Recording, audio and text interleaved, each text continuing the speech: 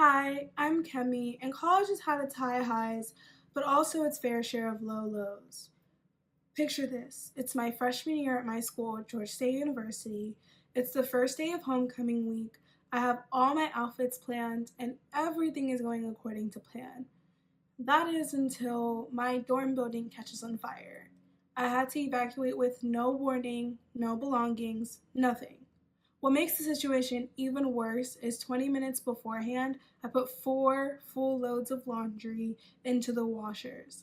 I wasn't able to access my dorm until 7 hours after the fire, and the laundry room was still on lockdown, leaving my clothes soaked and ruined.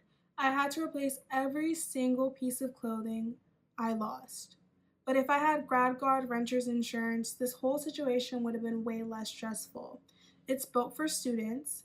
It can protect your property in the case of theft, and in my case, fire and water damage.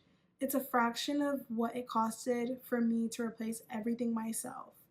This situation has taught me not to do my laundry all at once, and most importantly, not to wait for disaster.